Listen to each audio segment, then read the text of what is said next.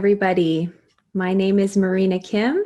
I'm Ashoka U's co-founder and executive director, and I am delighted to welcome you to the very first Ashoka U exchange that we're hosting virtually. Thank you for joining us from all over the world. Within the last few short weeks, quarantine and COVID-19 have completely redefined our reality. And now our reality is looking at each other through very small boxes on Zoom. For example, this is my home office. Welcome to my bookshelf. But one of the amazing things this also offers us is to blend our personal and professional lives. We get to see each other's pets and families and work from home outfits. And that is showing that we are truly full, whole people. And at the exchange, we invite you to bring your full, whole self here in the many hats and the many identities that you wear throughout the day. We also want to welcome you wherever you are in processing this global crisis. There's a huge spectrum of how people are feeling and responding. Some of you are grieving and sad. Some of you are full of anger and fear. Most of us are just working harder than ever, fueled by the crisis and the needs that are arising day to day. And speaking for myself, it's also just been an incredibly emotional time. I can be all over the place, even in the course of one day. 1 minute, I'm just so deeply grateful for the family and friends and colleagues that I'm lucky to be around. And then the next minute, I feel energized and creative as we're completely pivoting our organization's strategy, and the intense need is fueling new levels of innovation. And then I get really sad because there's so much suffering and so much pain. And especially when you think about those that are suffering the most, it's the ones that are already the most vulnerable. And so this is actually an opportunity for us as changemakers to step in, to explore questions, connect with our community of values-aligned colleagues, and think about what the future can look like. So let's imagine a few years from now, what will things look like? On one hand, things could look worse, especially if we're reacting out of fear and designing systems based on that. On the other hand, what if we took time to step back, envision, and rethink what a better normal could be? After this crisis phase, how do we rethink our systems so that they're more inclusive, more equitable, and actually working for as many people as possible? What would our health system look like? What would our education system look like? I know all of you are thinking about that all the time. We sincerely hope that this virtual exchange is going to be an opportunity for you to pause, reflect, energize, and feel part of something that is bigger than yourself, part of a community that goes beyond your own institution. We hope to share perspectives from other change makers and leaders who are also grappling with similar challenges, but they're bringing the changemaker values, the empathy, the collaboration, and the commitment to community into everything that they do.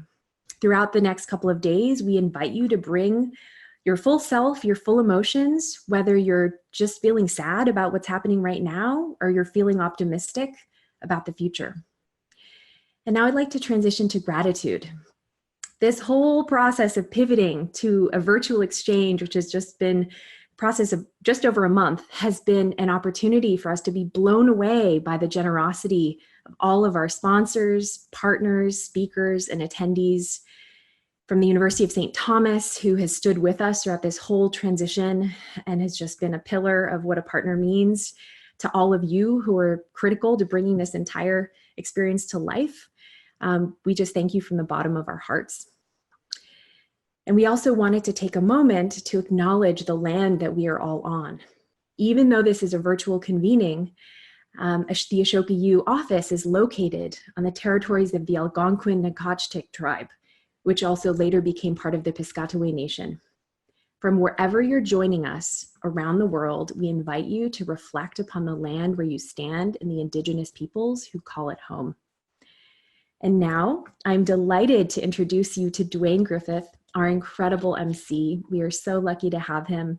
He is a student about to graduate from Lynn University. He is also a Watson Institute scholar. He's dedicated his entire studies to the pursuit of social impact and leadership. And most of all, in addition to emceeing our keynotes, we feel he embodies the values of Ashoka U. So we're so delighted. Thank you, Dwayne. Over to you. Thank you, Marina, for that wonderful, wonderful introduction. Good morning, good afternoon, good evening, everyone, from wherever you're tuning in. I am so delighted to be part of this, I guess, once in a lifetime, virtual exchange here at Ashoka. Before I go into the formalities, I would just like to take this moment to introduce myself. Because if we were in person right now, you'd have seen me on stage and you would have felt my energy. But right now, let me tell you a bit about myself. So I grew up on the 37 square mile island in the Caribbean known as St. Martin, home to over 100 nationalities. I grew up understanding that community is something important to me, that I had to grow up and create a positive impact in my community. Therefore, I decided to join the St. Martin Youth Parliament, where I was the president, ensuring that young people on the island have a voice in politics. Then I moved on to be part of the youngest member of the National Development Plan Steering Committee, where I worked with the Prime Minister and other high-level stakeholders to develop a development plan for the island. And at a certain point in time in my life, I heard a quote from Dr. Miles Monroe, which states, "The greatest tragedy in life is not death, but a life without a purpose." And that is when I started searching for my purpose in life. And that is what led me to a career in social impact. So I found the Watson Institute. We define it as a change-making campus. So Watson Institute is a new model for higher education that provides young people with training, networks, and mentorship. We describe it as an Olympic training ground for social entrepreneurs. The Watson Institute has taught me to protect my courage and the courage of others around me. And it has given me the strength to face challenges with unshakable courage. Right now, I serve as the Chief Impact Officer for the Power Agency, which is a social enterprise on St. Martin that empowers entrepreneurs on small island developing states to create change in their communities. And as I'm about to graduate with my Bachelor's of Science in Social Entrepreneurship, I think this is the best time to work on this startup full time. Now, enough about me. Let's talk about the exchange. There is no doubt that the 2020 exchange is unlike any other one in its 10-year history. In some way, shape, or form, we all have been already touched by the COVID-19 pandemic that is serving as the backdrop for this virtual converge. However, regardless of whether we're coming together in person or online, Ashoka U believes in a set of values that keeps this community together. These values include authenticity, belonging, optimism, inclusion, generosity, courage, and respect. We put our values into practice by creating a space of zero tolerance for discrimination, exclusionary practices, and harassment of any form. Therefore, we expect all attendees to engage one another respectfully and ethically, helping to ensure an environment that is safe and accessible to all. This year, I am proud to say our virtual community is made up of over 420 participants from 23 different countries.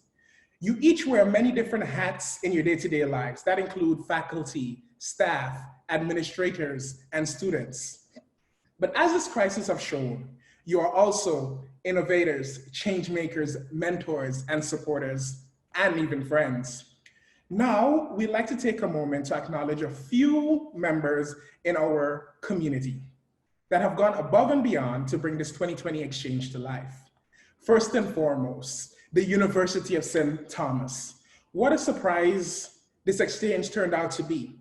Our team appreciated working with the University of St. Thomas throughout this chaos, but they have constantly amazed us with their grace, collaboration, and true exemplification of what it means to be a changemaker institution. We'd also like to recognize two very special groups of people who were critical in developing the 2020 agenda: our Agenda Council and our inaugural Student Council. The 6 members of the Agenda Council co-led the selection of content featured in the agenda and brought the lens of equity and inclusion through the selection process. The inaugural Exchange Student Council was instrumental in curating the student track and providing advising to the exchange team on how they can better value and position student leadership throughout the exchange. We thank you all for your service. I would like to close my remarks by recognizing the 2020 exchange sponsors. You stuck by Ashoka U during a period of unprecedented crisis, and we wouldn't be here today without you. So please join me in recognizing the University of St. Thomas, the Fetzer Institute, Martini Education and Opportunity Trust, the Moxie Foundation, the GHR Foundation, Boehringer Ingelheim, RBC Foundation, Stanford Social Innovation Review, George Mason University, USC Marshall School of Business, Photo Wings, Agnes Scott College, and Hanyang University. Next, we'll hear a special welcome from Julie Sullivan, President of the University of St. Thomas. On behalf of the University of St. Thomas, welcome to the first virtual Ashoka U Exchange. We regret that we're not able to meet face-to-face on this beautiful land we call Minnesota, and that we are not hosting you as our guests in the Twin Cities. At St. Thomas, we recognize and are grateful for the links we share with the Mdewakanton Sioux communities. We acknowledge that we stand on the ancestral land of Indigenous peoples. As a Catholic institution committed to justice and solidarity, we are on a journey of learning and acknowledging more about our past and our privilege. This includes acknowledging the land and its native people and our responsibility to work toward reconciliation. From wherever you are joining us, we invite you to reflect upon the land upon which you stand and the Indigenous peoples who know it as home. I would like to thank our Ashoka U partners and our incredible team at St. Thomas for reimagining the exchange and making history by bringing you the first virtual change-making conference. We are all facing disruption, uncertainty, and angst because of the COVID-19 pandemic. We are operating in a new normal, and it requires leadership, flexibility, and creativity. I think you will find that creativity throughout this exchange, and I look forward to taking part with you. This year's exchange theme is Building Bridges, Change-Making for the Common Good. The phrase change-making for the common good refers to our St. Thomas mission statement, which reads, inspired by Catholic intellectual tradition, the University of St. Thomas educates students to be morally responsible leaders who think critically, act wisely, and work skillfully to advance the common good. We embody this mission in many ways. First, we embody it by expanding who we serve. Almost 3 years ago, St. Thomas launched the 2-year Doherty Family College. It provides a unique pathway to a 4-year degree for young Minnesotans with countless barriers but strong aspirations for college. We celebrated our first graduating class last spring. As a university, we have learned more about resiliency, understanding, and empathy, and renewed a deep connection to our mission by accompanying these students. These brave scholars challenge us to be a better university. This past fall, we launched another new college, the Morrison Family College of Health. We are training health professionals to heal not just individuals, but entire communities. The college educates our students to challenge the systemic and societal issues that create barriers to health. Our mission also guides us to create a more sustainable world. Pope Francis's encyclical, Laudato Si, compels us to more intentionally care for our people and our planet. He calls us to improve the lives of the poor today and guarantee a better world for future generations. This compelling call is helping St. Thomas embed a culture of sustainability that prepares students to be sustainability leaders and infuses sustainability in our academic programs, student life, facilities, and operations. In fact, one of the benefits of this virtual exchange is that it is sustainable. Our mission also compels us to reach out to and engage with the community around us, despite the COVID-19 crisis. As you know, the least advantaged members of our society are the ones who suffer the greatest impacts of crises such as this. Our Center for the Common Good has enabled students, faculty, and staff to continue working with our community partners on virtual volunteering or engagement at a safe social distance. As I conclude, let me highlight a few aspects of the exchange that I am particularly excited about. First, I would like to recognize the Undertold Stories project team at St. Thomas, a team that travels globally telling stories about solutions to poverty for the PBS NewsHour.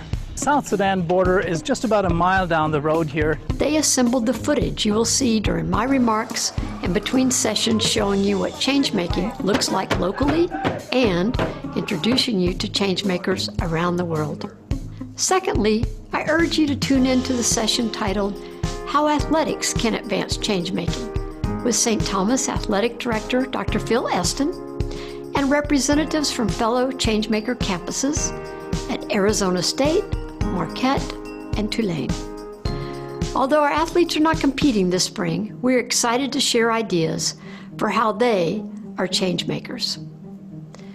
Finally, the exchange enables us to engage in positive conversations about the distinctive role of higher education in creating a world in which all can thrive.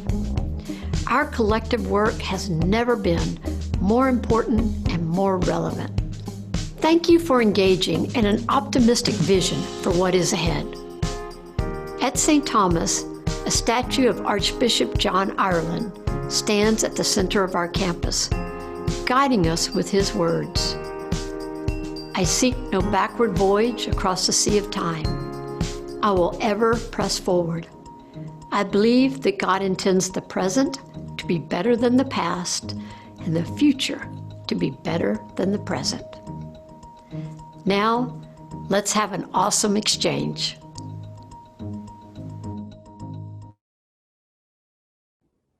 And now, onto our keynote panel, Hands in the Crisis, Eyes to the Future. In this panel, we are excited to feature 4 visionary Ashoka Fellows who will discuss how they are responding to the COVID-19 crisis and what implications are for our future. But first, please join me in welcoming Fred de Sam Lazaro. Fred is the Executive Director of Undertold Stories Project and correspondent for PBS NewsHour, and he will be moderating the discussion. Welcome, Fred, and I turn it over to you. It was here, I'm sitting here in Minnesota, quite close to the campus that you saw in the images from our president's video. And it was here, in part, that the movie Contagion was set. And as one local columnist put it, it feels so much like a documentary today. Everything has changed and is changing in our lives. How we're led, how we're fed, how we're medicated, how we're educated. Everything is changing, and suddenly we're engulfed by uncertainty. And it has to be unnerving, especially if you're at the dawn of a career.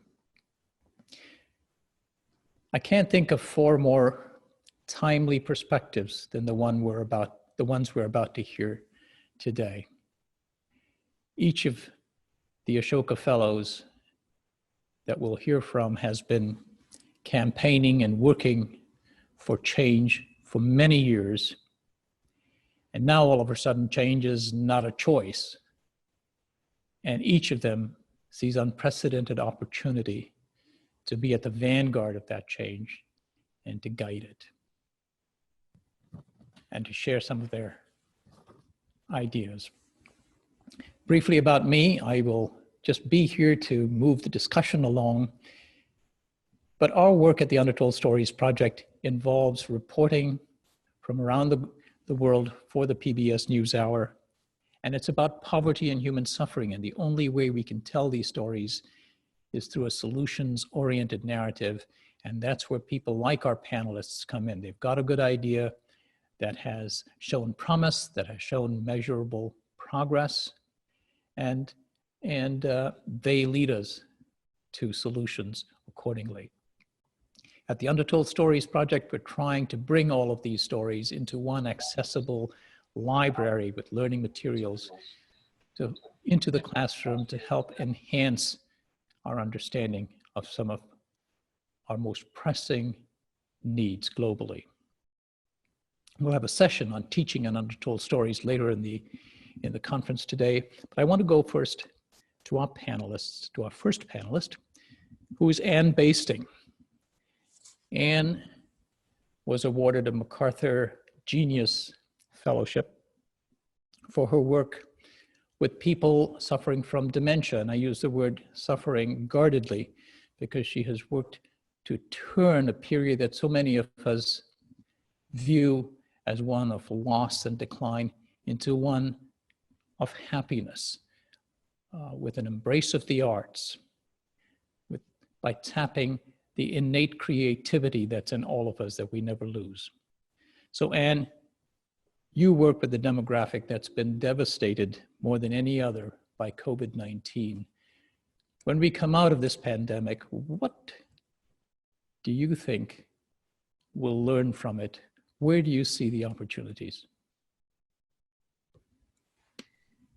Well, let me take a second first to thank Ashoka University for this gathering, for being resilient and shifting so quickly, because I'm both a professor and founder and president of Timeslips, which aims to bring meaning and joy to late life. So this gathering is both sides of my life at the same time, which is very special to me. To give you a sense of kind of where we are in this moment, in our work with Timeslips, we were in the process of teaching creative community building to 12 rural nursing homes across Kentucky. Just a year ago, they held immersive performances that were reimagining the story of Peter Pan in the nursing home, open to their entire communities. Hundreds of people came, hundreds of volunteers in these small rural areas were involved and wanted to be involved in the next project, which was supposed to happen this spring. And instead, all 12 are on lockdown. No family is allowed in. No non-essential workers, including artists who lead community building. No communal activities, including no communal dining. People are in their rooms. Staff is in masks. If you can imagine living with dementia, with Alzheimer's in this moment, not understanding why your family can't come, not understanding who this person is in a mask who keeps coming into your room, who are they? They're scared, exhausted, and now one of those homes has 50 cases of COVID-19, both staff and residents. Staff is underpaid and fighting to get tests and PPE, fighting really hard. And in another program, we were working with 13 campuses across the country to expand service learning to include older adults. Most service learning engagement programs are with young people. And after a year of creative engagement, those 13 campuses were planning public celebrations building on the strengths of the older adults and celebrating the co-creation. And now those partner organizations are on lockdown and students are back home, as you well know, trying to figure out how to do all this online, including reaching out to the people they care about, they came to really care for and care about virtually. So it's just an incredible moment. And on the one hand, we're never before have the words older adult and frailty and nursing care been in our mouths at this rate. Like, we are thinking about it. We are saying the words. We are exercising concern. We've had decades since the 60s, since the baby boom was born, we knew that this aging demographic was coming. And it was mostly met with psychological denial and chronic underfunding, warehousing. No one wants to talk about it. And now suddenly we find ourselves all caregivers. We're seeing pictures of families trying to visit through glass, and we see the yearning to connect. Fears are being spoken aloud, and actually we're witnessing them every day, which is the real fear of dying alone. Families are thankful if they can say goodbye to a loved one on FaceTime. A lot of people, the tech gap is disappearing really rapidly because a lot of people are learning how to use that technology to connect. It is not the way we want to do it in the future, but it's really helpful. And then the news today, 68 people, staff and residents, have died in a New Jersey nursing home that had beds for 700 people. The stories are showing us how broken our long-term care system is, how it's underfunded. They show us the cost of denial and neglect, of warehousing, of underpaying staff. And it reverberates out to the 85% of older adults who are not in care settings, but in their own homes, isolated, with senior centers and libraries and all those informal support settings, including things like McDonald's, where a lot of older adults would gather, are just all closed. So suddenly we're asking ourselves these questions that we want to compel forward. How do I want my end to be? How can I support people in my life, elders in my own family, neighbors, community members, to feel part of meaning making and purpose and meaning and belonging all the way through to the end? And what cultural messages and infrastructures are keeping me isolated from older adults or uncomfortable with frailty? And before this COVID moment, I was really pushing toward what other countries, some of you have, which in national health, you're starting to see social prescribing, which is bringing together the worlds of culture and meaning making with social and healthcare support, which is something that we don't do yet in the United States, and the rest of the world is starting to do. And like Amelia, I heard say yesterday when I listened to a recording of a prep talk, my field also can't tolerate training right now. People are just responding and trying to stay alive, frankly, and keep people alive. But when they can absorb training and ideas and process, I'm working really hard to bring resources to people, but also to have a plan in place for how we can move to social prescribing and integration of meaning making and health and social services.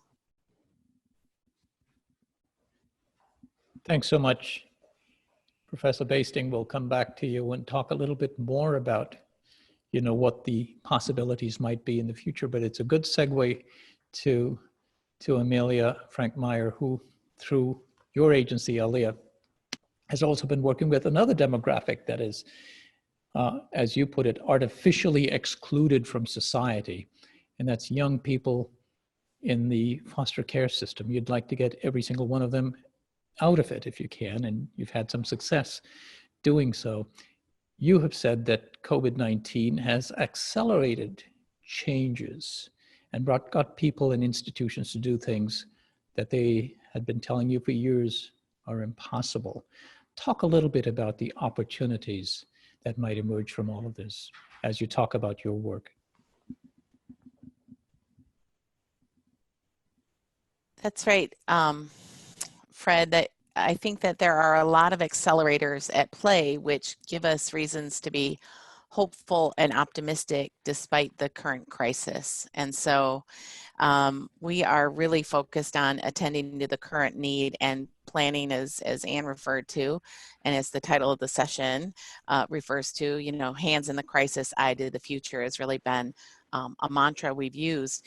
And so I work in the space of child welfare and foster care and trauma and well-being with public and private leaders to find ways to keep children safe with their families, not from their families. And right now, everything in that system is shifting. And frankly, everything in almost all of our systems is shifting.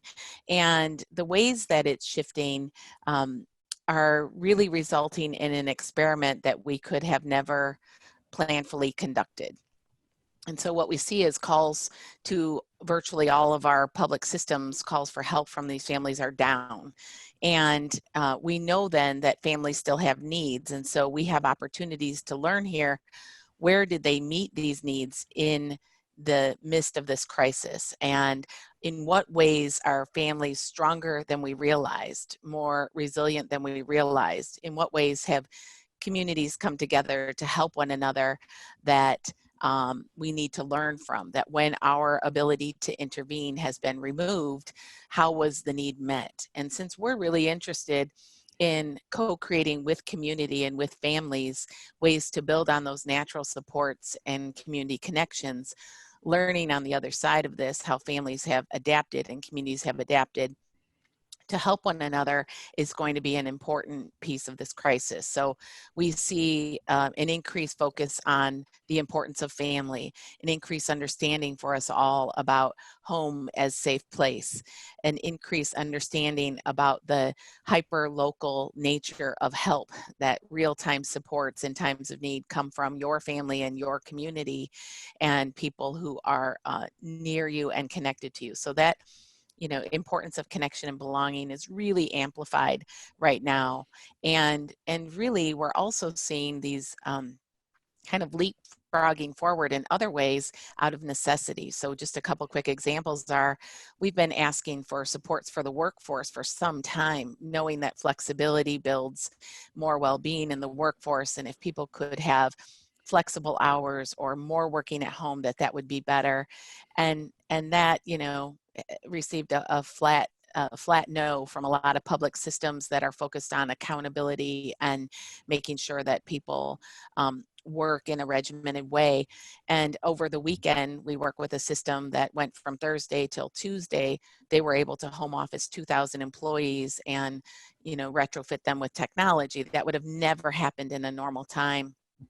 And so those advancements, as well as a decongregation on the other end of the lifespan that Anne's talking about, but congregate care facilities, juvenile justice facilities, people realizing the danger there in that congregate housing really worked very quickly over a weekend to empty out the juvenile detention center and to get kids to other places where they would be safe. So we're understanding more that we belong with our families, not in institutions in times of trouble.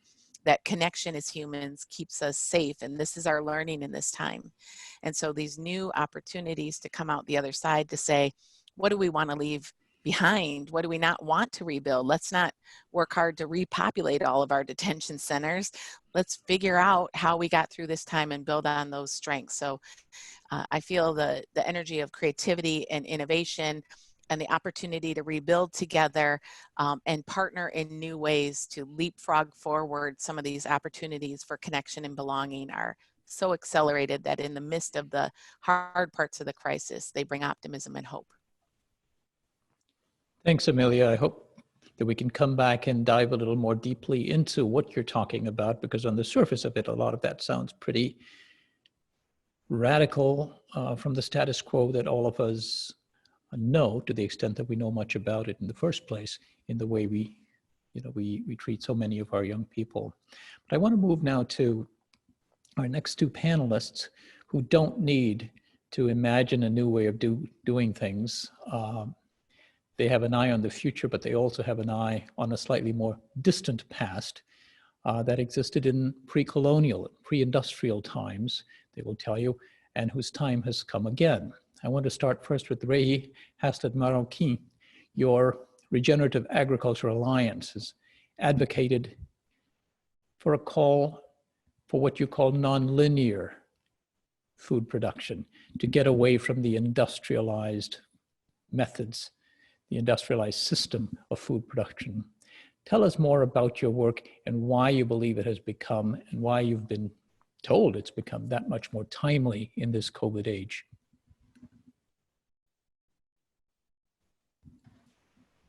Absolutely. Thank you again for this opportunity. Thanks for that introduction. Basically, we have come to think of normal in the context of violating a lot of the normal. And that, by that I mean in the food and agriculture sector and the agricultural sciences, we have been violating the normal processes that evolved over billions of years that delivered us a magnificent system that can feed us all. And we have been violating that normal with the argument that that's how we feed people. That nothing could be farther from the truth.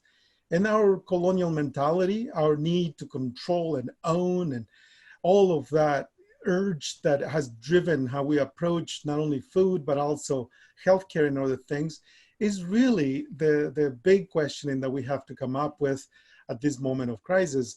But it is not just this moment. Let's think about for a second about the old normal. What was it? What was that? And to me, I lived in the old normal, where is a world in crisis. We were not out of any crisis. In fact, crisis is in the food sector is really a ongoing thing, was before this current crisis.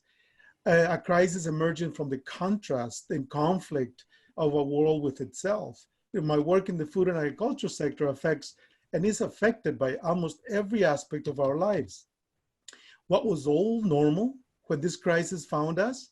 What was it? This crisis found us, in my case, screaming for help to take care of a sick and vulnerable planet, yet in the middle of a massive global denial from the top of our corporate government and civic leadership. A planet in flames, warming up rapidly and beyond our ability to respond. A planet flooded on one end and dried on the other end. Poor at a large human scale, and yet super rich at an insignificant human scale. Overproduced producing in one end, yet living with scarce resources on the other. Overfilled and obese, yet undernourished and ravaged by diet-related diseases and hunger on the other. The crisis, the biological crisis, is only a small form of the crisis that we live on today. Our crisis, for the most part, is one of vulnerability. Death is happening at the higher scales of the, and levels of the so-called vulnerable populations. But aside from old age and compromised immune systems, why are Hispanic and African Americans getting infected and dying at a higher rate? We have not yet paused to evaluate the current crisis from that historical perspective of segregation of jobs. Frontline workers, for example, are primarily minorities right now. Those are big questions that we need to look in terms of thinking of what a new normal may be.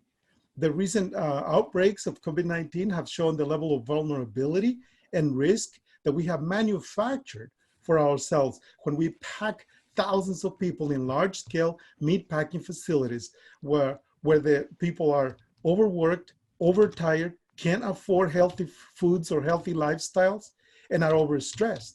And that's not just for our sector. Many other sectors are treated the same way because of this colonization mentality that we applied to this old so-called normal. Literally and physically, these populations are compromised while working elbow to elbow and left with no escape if the virus enters their environment. Think about the privileges the rest of us enjoy in relationship to these populations. I work in regenerative agriculture because I am happy to see that the crisis has allowed us to slow down enough to see our collective image in this mirror, this global mirror that responds to everything we do. That image is accelerating our sense of vulnerability, but also the imperative need for change. The old normal was one that compromised the Earth living systems in the name of so-called feeding the people. Where in our rational mind could that be acceptable? My work is focused on building regenerative agriculture systems, and while focused on the regenerative poultry systems that we are leading, our goal is to return poultry and animals to their natural environments and designing and engineering for large-scale impact. Those words were falling on deaf ears just a few weeks ago. Now the response is being different, and I hope that mirror image is starting to wake us up. This crisis is helping us solve the contradictions in crisis mode that we call normal, and exposes the contradictions and discrepancies which can serve as a blueprint so we can drive to a new normal that doesn't express itself the same way and continues to create the same sense of crisis that we were living before. One where the environment is restored, animals are raised under natural habitats, and where the food system does not become part of our vulnerability in future situations. Through regenerative agriculture, we can draw down the carbon dioxide and other gases that are heating the planet and put them back in the soil where they can be used to restore the natural cycles of nature. Through regenerative agriculture, we can feed the world and restore the biological systems on which food production literally depends on. It is not technological, it is biological. That's where food comes from. Through regenerative agriculture, we can also restore the nutritional integrity of the food that today is produced and distributed and fed to us in a way that poisons the planet, poisons our bodies, our minds, and our spirits. We can build regional production systems and distribution blueprints so we don't build vulnerability into the next normal in our food supply. We can distribute ownership and control so that workers, farmers, and consumers can have more of a say on the policies and the working conditions that define how our food is produced and distributed. We can restructure that ownership and control so more of us can enjoy the benefits of that wealth creation. The old normal was a crisis. The current crisis has exacerbated everything we were vulnerable to. Coming out of it better means not going back to the old normal. A better world is not only possible, as change makers, it is our responsibility. It is what defines us, and we must not fail collectively. Thank you, Rehi. There's a lot more detail on your website, and as there is on that of all of our panelists today, and I regret the limited amount of time we have to go much more deeply into it, but I hope that when we come back, we'll get a couple of examples of people coming back to you. But I want to go last and certainly not least to Nick Tilson, who joins us from Pine Ridge Reservation in South Dakota, where regenerative agriculture is one part of a much larger plan for development in Indian country that is focused on self-determination, on tapping the wisdom of the community itself, rather than the outsider's prescriptions. You've said, Nick, that Indian communities are no stranger to crisis. They have been able to deal with them for years, for centuries. And I just wonder, can you share a little bit about, in the COVID-19 context, how handicapped are Indian communities in general? How specially equipped, perhaps, are they to deal with this, and how you and the NDN collective, which you run, have had to pivot in response to it? Absolutely. Hamanakyapi, Nick Tilson, Amachiapi, Chantea Washtena Pechuzapo. Greet you in my Lakota language this morning, this afternoon, depending on where you are. Thanks for all the fellow panelists. Got lots of websites to go to and things to look up after this this call here. indigenous communities have been made invisible to America. Most Americans don't interact with indigenous people. In fact, something like 75% of or 78% of Americans don't interact with indigenous people on a weekly basis, according to a recent study. And therefore, the extreme underinvestment of indigenous peoples has made our communities extremely vulnerable. You have statistics like some of the lowest life expectancies in the Western Hemisphere, with the exception of Haiti, happening. Amelia would attest to this too, the high numbers of youth that are in the system, in the number of Native youth that are in Native families that are in the mental health system, and then the health disparities because of lack of food access. So I see, how indigenous people is actually, our struggles are connecting to many of the issues that are presented by the other panelists here. And so when you have this extreme underinvestment, you have extreme generational poverty. And then you have systems like rural healthcare systems, like the Indian Health Service hospital system, who's really never been fully funded in the history of its entire creation, because the government has never fully, honored its commitment to indigenous people. And so you have, a lack. You have these land-based tribes, but living in massive food deserts, because of most of the leasing system has been designed to, exploit the Native people and their lands. And so you have this whole history of injustice that has compounded these issues facing indigenous people. And so when COVID started getting to these communities and getting to indigenous communities already living in deep poverty, not having access to, broadband, not having access to internet, not having access to these different things, we really had to start thinking, what are we going to do to survive in these places? And so we, pivoted a little bit. The organization I run, Indian Collective, one of the big issues that we're trying to solve and work on is the lack of philanthropy that goes to indigenous communities, because it fills in the gaps and it creates innovation, and then it's a trigger for systems. And less than 0.5% of all philanthropy in America goes to indigenous communities. And so what we were doing is we were looking at what was happening across the Indian country and how so many of these communities weren't ready. And we deemed our other existing programs as essential services. So we have a community renewable energy grant program that supports indigenous communities in a just and equitable transition away from fossil fuels. We have a self-determination grant program that invests into the development of food systems, language programs, and folks that are defending air, land, water, and rights. So we decided not to redo any of those programs, that those have to continue exponentially. But we created our own COVID response fund, and we set a goal of $10 million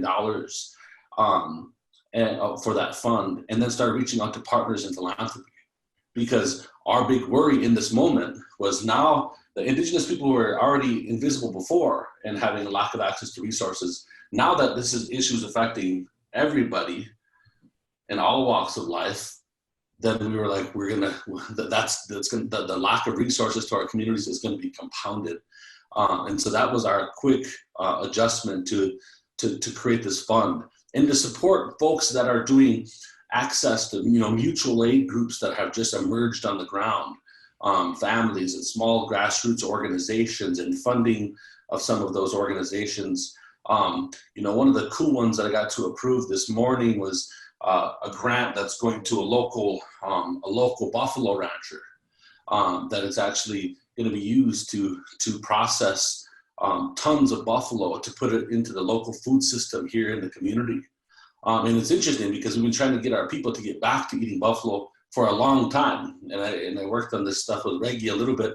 And so, some of these traditions that we've been trying to get them to come back in these particular situations, all of a sudden it's totally possible. One, we have the resources because we got philanthropy to fund us. to then fund this processing to happen and getting access to people's food, and healthy food at that. You know, the decolonization of the food system is incredibly important.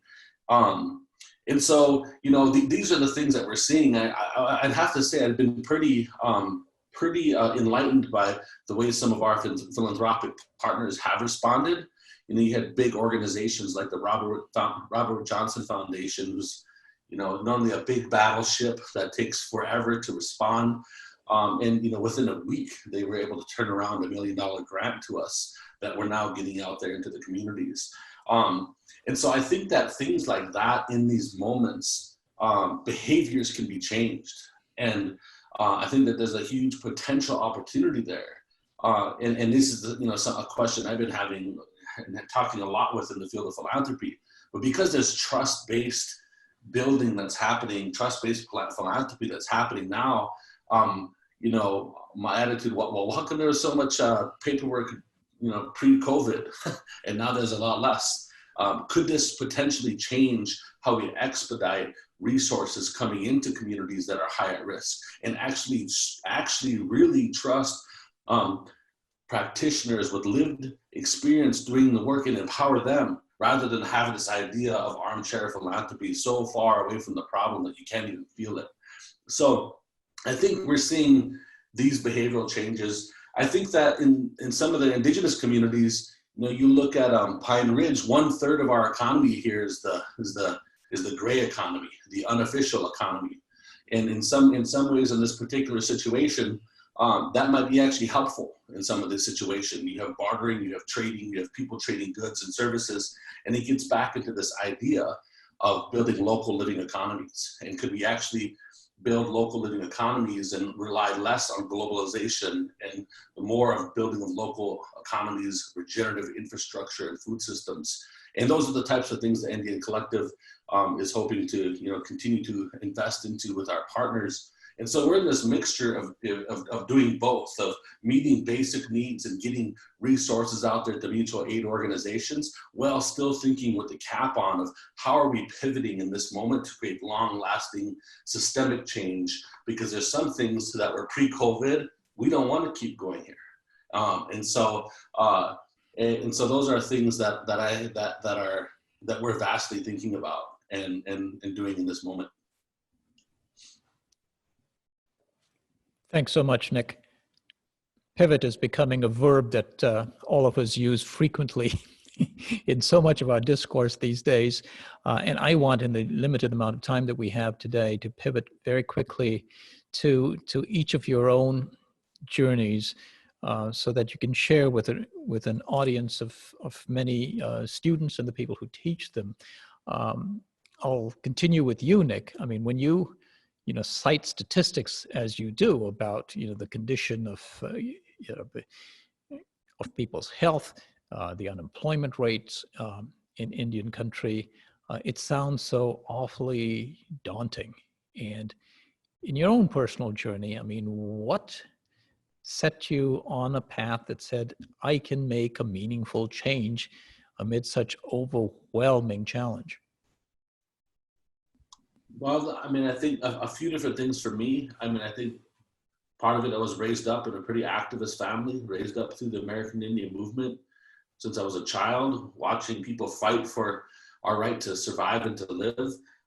That was part of it. I can't say that doesn't have, but as I grew into an adult, I felt like this sense of urgency. And it's this idea of, you have that something inside you that is this empathy, this heart that you feel that you have, that you need to make a difference.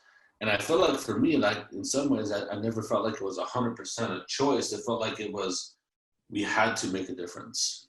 And then we have to make meaning out of this life that we're in. And we have to lift up the people around us.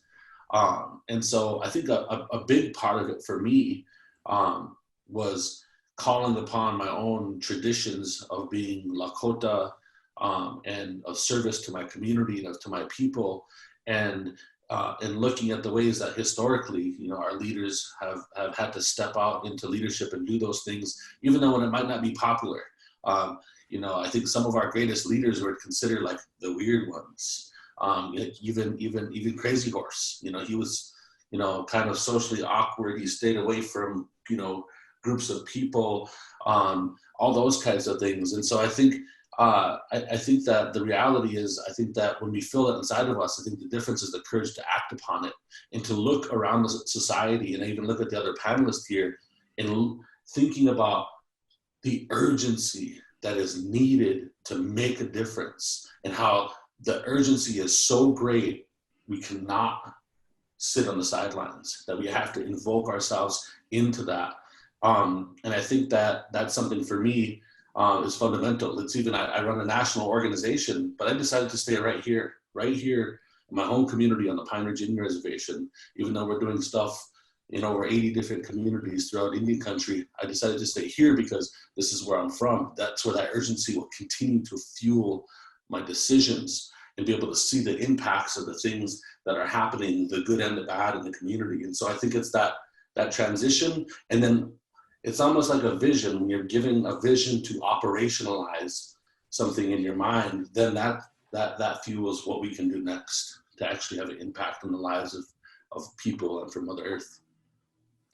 I want to go to Anne, and then Amelia, and then we'll come to you, Ray. And for both of the first two, can you tell us, what was it that caused you in the first place when you were at the dawn of career to say, there's something wrong with the status quo, there's something wrong with the way we're approaching things, to start to ask those questions and start to work towards change, because you were working or volunteering, as the case might be, in very entrenched systems. That was the system.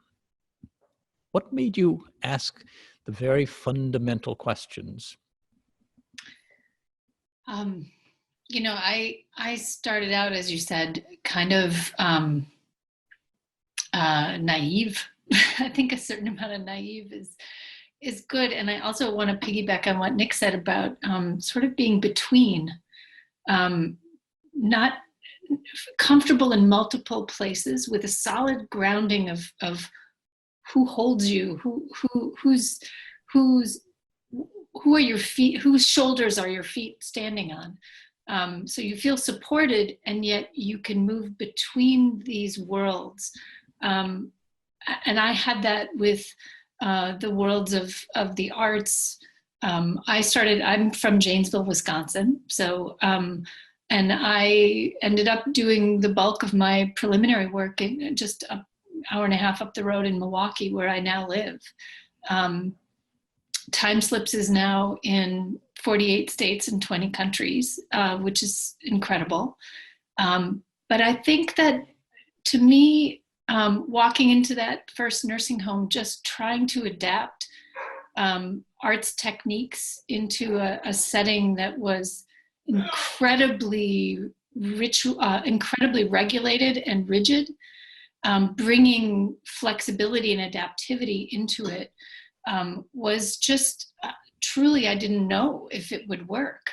And yet I think there's a certain part of learning on your feet and a lack of fear to, rather than just calling it pivot, like a pivot is something that happens, a pivot is just a permanent state. It's like you're constantly assessing, learning, and adjusting. And there are some people who are afraid of that.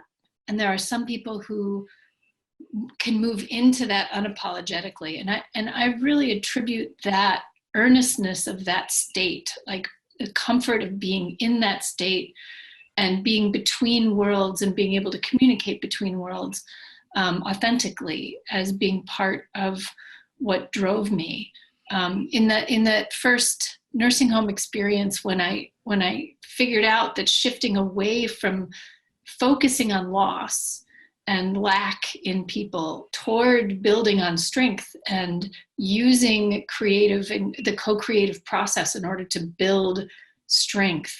Once you feel that, you cannot legitimately let that go. Once you see and feel the impact of these empowerment techniques that kind of ripple across what all the speakers are talking about, that you can't let it go. And then it becomes just like sinking your teeth in and endurance. I would also say that I had a propensity early on, I think, with this dual focus that I have on both research and creative practice, that setting up early research studies on the impact, and it doesn't even have to be just really good evaluation of the practice, helps make the argument and build the argument out, and actually helps you learn and adjust to what you're doing. And then, a lack of fear of giving it away, because the real impact is empowering and inspiring other people to take it on. Not afraid to be called crazy or to be seen as crazy. Amelia, you went up against similar entrenched systems. What caused you, very briefly, to question the system and start to work to change it?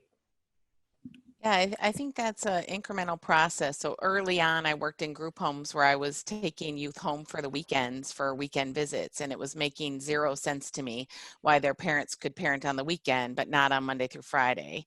And they could parent other children at home, but not these children. And then I was seeing Monday through Friday, the pain-based behaviors, the pain of disconnection, of the longing to be with their people.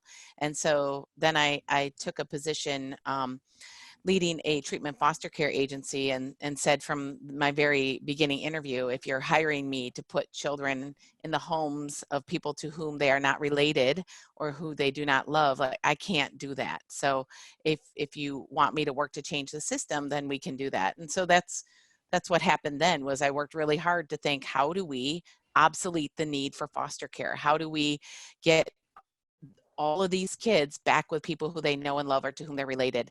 And in a 10-year partnership with the University of Minnesota Center for Advanced Studies in Child Welfare, began testing and experimenting those ideas, and was able to move from 38% of our kids to 84% of our kids getting back home with family when they left us. And that really, learning those stories of those youth, Anne talked about how something, once you have enlightenment to it, you can't let go of it. Learning the stories of the ways in which we had systemically traumatized these youth, how in 9 of 10 or more situations, what happened to them once they were removed was so much worse than what had happened to them at home, and the ways that we had moved them and re-traumatized and disconnected them, and the pain and the loss and the grief that happened as a result, really became a shift for me, that I realized you can't just be, right, if you're thinking about preventing that from happening, you can't just be a youth advocate. You have to be a parent advocate, because what every single child needs is for their parent to be okay. They need their parents to be able to safely parent them. And so the trouble is that our parents are often either victims of what happened in the system, or their own childhood trauma, or have their own unmet needs.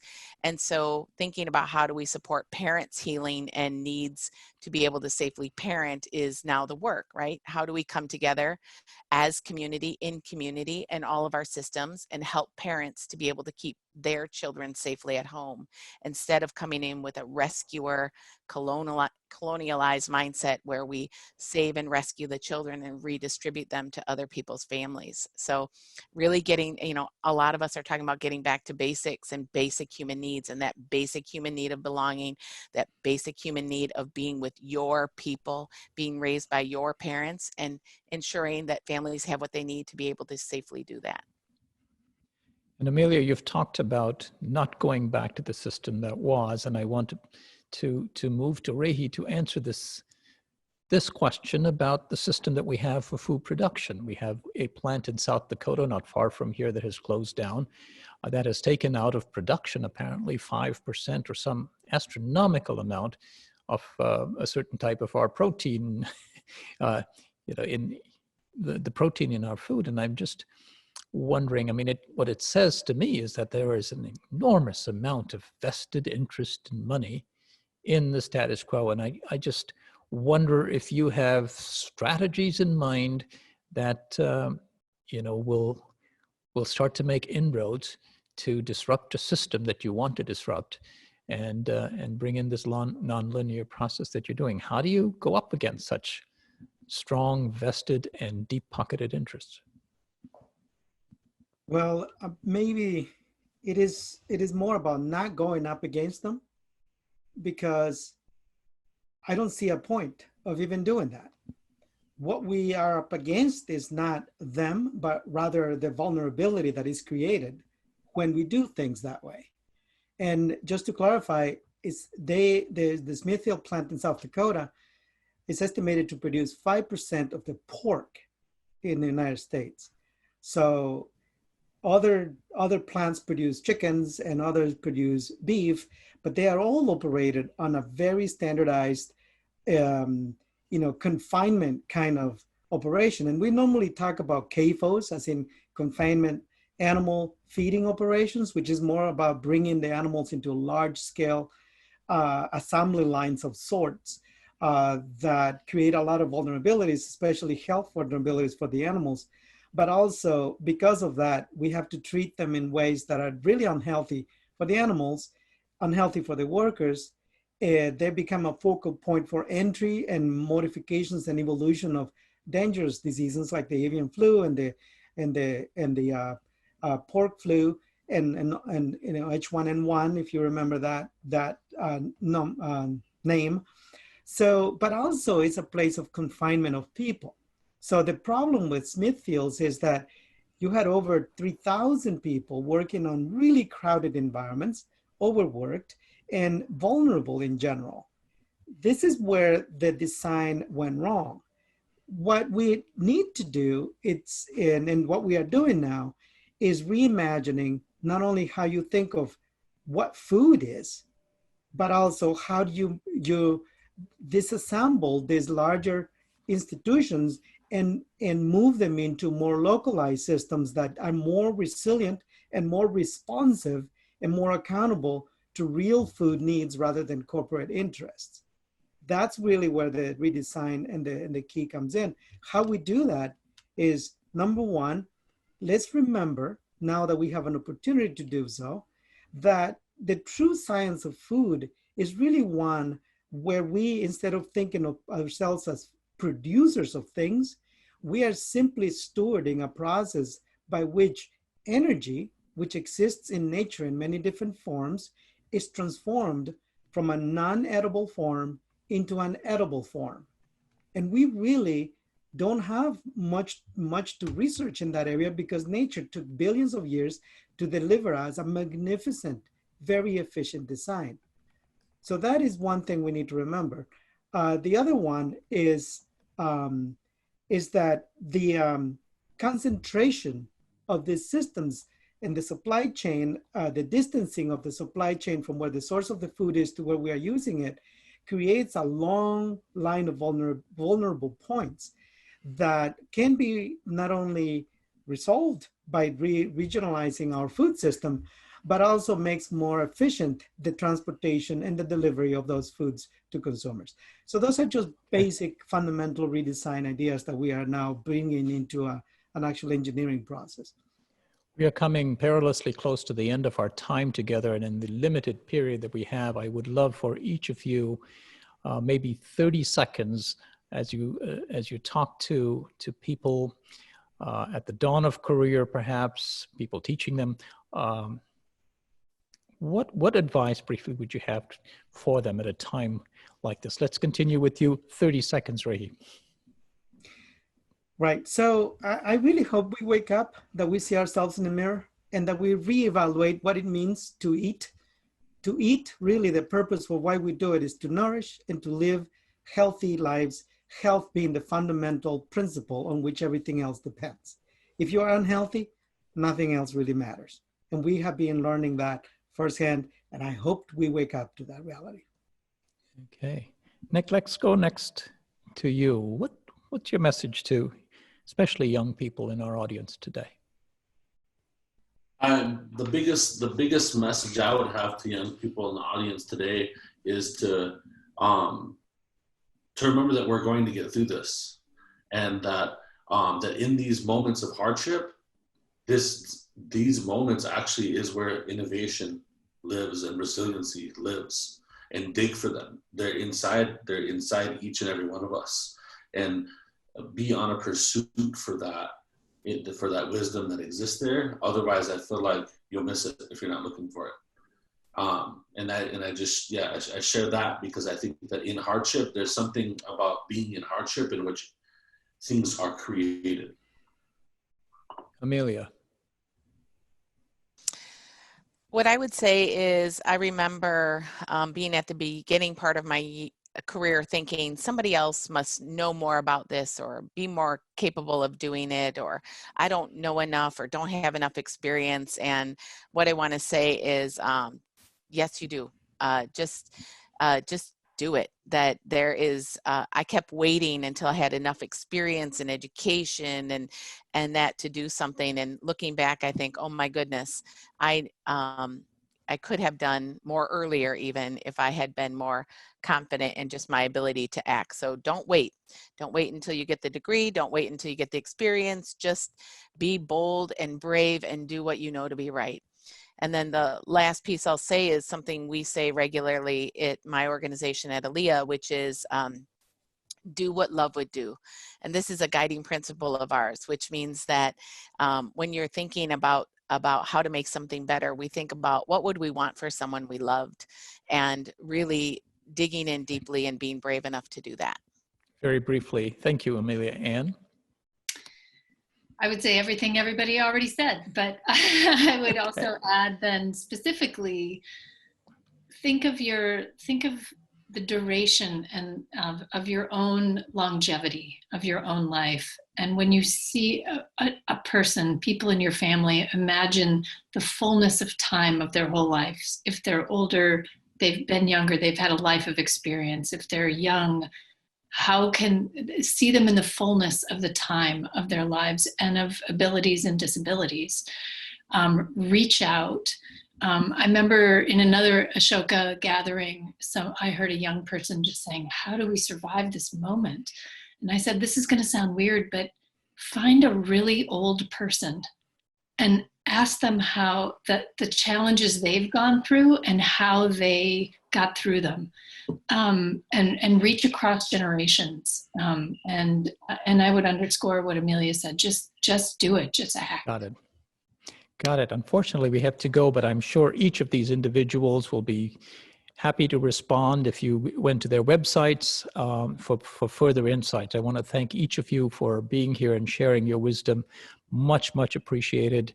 I hope you all have a wonderful conference, that you'll go to our register for the breaks where we have more from Undertold Stories. But for now, I want to hand us back to Dwayne Griffith. Dwayne.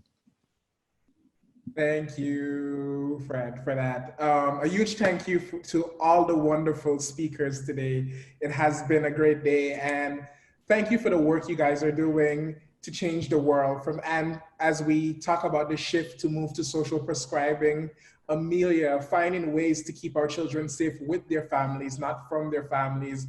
Reggie, from thinking about regenerative agriculture to restore the nutritional integrity of foods, and for Nick, recognizing that there's a lot of injustice facing indigenous community and using philanthropy to get through that. So as a reminder, everyone, this keynote, just like all the other exchange sessions this year, are recorded. So in 2 weeks or so, you will be looking out for the video that's coming up. As we close, on behalf of Ashoka U, I'd like to acknowledge some special sponsors one more time. So of course, the University of St. Thomas, the FETSA Institute, Martini Education and Opportunity Trust, the Moxie Foundation, the GHR Foundation, Boehringer Ingelheim, RBD Foundation, Stanford Social Innovation Review, George Mason University, USC Marshall School of Business, Photo Wings, Agnes Scott College, and Hanyang University. And once again, Fred, thank you for moderating this session, and thank you for all the work you're doing. So we hope you enjoy the rest of the sessions we've put together for you today, and see you online. I'll be here tomorrow for the next keynote. And the title of that keynote is What the World Needs is Love, Change Making Across Differences in Divisive Times. Thank you everyone for tuning in today, and see you online.